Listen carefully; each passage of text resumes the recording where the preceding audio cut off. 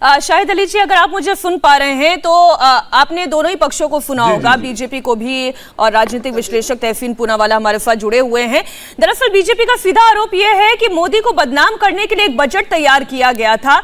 वो बजट 30 लाख था। पहली किश्त में 5 लाख दिए गए, दूसरी किश्त में 25 लाख दिए गए, और तीफ्ता सीतलवाड़ ने इस पैसे का इस्तेमाल किसी सोशल कॉज के लिए नहीं किया, बल्कि ये गवाहों को तैयार करने, फैब्रिकेट करने के लिए किया।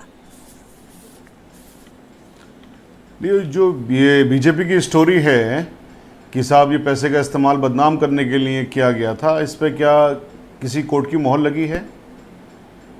जो अभी बात चल रही थी कि साहब तीस्ता के खिलाफ ऑनरेबल सुप्रीम कोर्ट की एक वर्डिक्ट आई है, अनडाउटेडली आई है।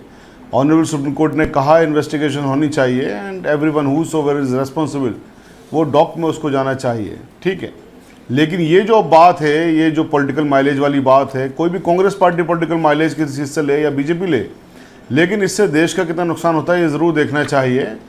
ठीक बात है गुजरात के अंदर इलेक्शन होने जा रहे हैं, लेकिन कहीं भी किसी भी कोर्ट की इस बात पे तो मोहर नहीं है। कोई इन्वेस्टिगेटिंग एजेंसी ने भी ये बात नहीं कही है कि साहब ये जो पैसे का आदान प्रदान किया गया था ये मोदी जी को बदनाम करने के लिए किया गया था। उन्होंने इल्ज़ामात लगाए। इल्ज़ामात देखिए, हमारे मुल्क में जो कानून है, इल्ज़ाम लगाने का हक है विक्टिम पार्टी को। उन्होंने इल्ज़ामात लगाए, अब उसके बाद में इन्वेस्टिगेशन होनी चाहिए। इन्वेस्टिगेशन हुई, इन्वेस्टिगेशन के रिजल्ट पर वो लोग खुश नहीं थे, वो कोर्ट में गए, ऑनरेबल सुप्रीम कोर्ट तक गए। ऑनरेबल सुप्रीम कोर्ट ने कह दिया नहीं साहब इसके अंदर कोई तथ्य नहीं, तो बात यहाँ पर ख़त्म हो जाती है। लेकिन ये वाला जो एक एंगल है कि साहब ये मोदी जी को बदनाम करने के लिए लगाए गए थे, तो जो अभी एफआईआर इसके अंदर हुई है, मेरा ख्याल है इस पर एसआईटी इन्वेस्टिगेशन कर लेगी, या जो और दूसरी इन्वेस्टिगेटिंग एजेंसी है इस पर इन्वेस्टिगेशन कर लेंगे। वो इन्वेस्टिगेशन भी कितनी सही होगी नहीं होगी, जैसे जब मोदी जी के खिलाफ ये कंप्लेंट हुई और इन्वेस्टिगेशंस हुई, तमाम तरह की चीजें आई, तो आज 20 साल बाद में मोदी जी को क्लीन चिट मिली यहां से सुप्रीम कोर्ट से। कल हो सकता है जो आज चीजें चल रही हैं कि अहमद पटेल साहब जो डिसीज्ड है उनके खिलाफ वैसे इल्जाम नहीं लगने चाहिए थे आज की डेट में।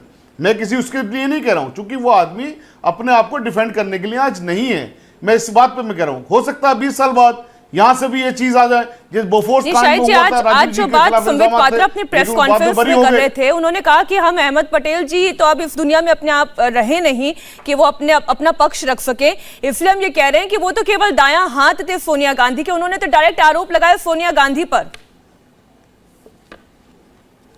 तो इस पर ये जो चीज कही है संबित पात्रा जी ने, जो प्रेस कॉन्फ्रेंस में कहा है, मैं सिर्फ एक चीज ये कहना चाहता हूं, अगर उन्हें ये इस बात को लगता है कि मोदी जी की इमेज को खराब करने के लिए किया गया था, तो एक जांच इस बात की भी करवा लें। जांच करवाने से कौन रोक रहा है? अब पॉलिटिकल माइलेज आपने लेना है वो एक अलग बात है, लेकिन आपने जांच इसकी नहीं करवानी है। मैं तो स्वागत करूंगा, जांच भी करवाएं। अगर कोई वाकई में इस तरह की चीज थी कि उनको, देखिए सुप्रीम कोर्ट ने कह दिया उनको नाहक फंसाया गया, ठीक बात है, हम सुप्रीम कोर्ट की बात को मानते हैं। लेकिन अगर आज बीजेपी की, भारतीय जनता पार्टी की ये बात है कि नहीं साहब उनको बदनाम करने के लिए फंड इकट्ठा हुआ था, तो हम इस बात को कहते हैं रेस्पॉन्सिबिलिटी के साथ कहते हैं इसकी भी जांच करवानी चाहिए। किसने रोका जांच करवाने से?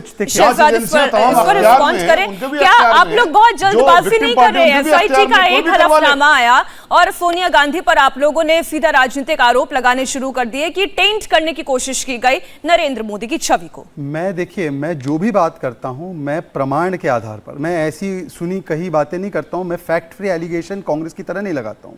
आपको मैं पैरा सीसी सुप्रीम कोर्ट के ऑर्डर का पढ़कर सुना रहा हूं, सुनिएगा। इट इज सबमिटेड, ये कहा जा रहा है, Miss Teesta Setalvad for reasons best known to her and out of vengeance was interested in continuing with her tirade and persecution on basis of unsubstantiated allegations in the complaint in the name of quest of justice with the real purpose to keep pot boiling and sensationalize and politicize the crime। ये supreme court ने इस finding को, इस matter को uphold किया है अपनी judgement में। सुप्रीम कोर्ट कह रहा है पोलिटिसाइज, और एक जजमेंट में नहीं, दूसरा judgment, Sanjeev Bhatt is a tool in the hands of rival parties से सुप्रीम कोर्ट। उसमें उन्होंने rival parties and other vested interest groups, जिसमें कि ऑपोजिशन पार्टीज को चिन्हित करके सुप्रीम कोर्ट ने कहा है। उसके बाद आज एसआईटी ने उसके और जानकारी दी है।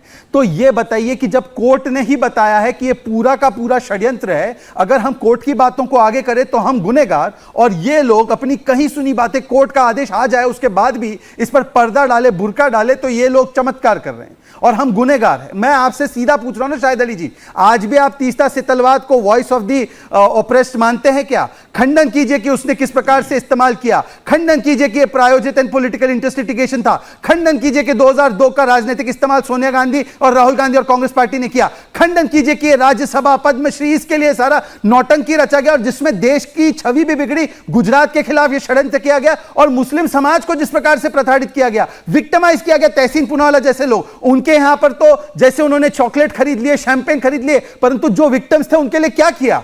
आपको आज आकर बोलना चाहिए तहसीन पूनावाला और तीस्ता सेतलवाद और कांग्रेस पार्टी हम आपको बहिष्कार करते हैं। उल्टा आप, जिन्होंने आपका एक्सप्लॉइटेशन और शोषण किया, आप उन्हीं के बचाव में खड़े। यह तो अजब है। स्टॉकहोम सिंड्रोम से, स्टॉकहोम सिंड्रोम है आपको Shahid Ali, Stockholm syndrome. India TV हर वक्त हर जगह डाउनलोड करने के लिए सर्च करें India TV news Google Play Store या ऐप स्टोर पर।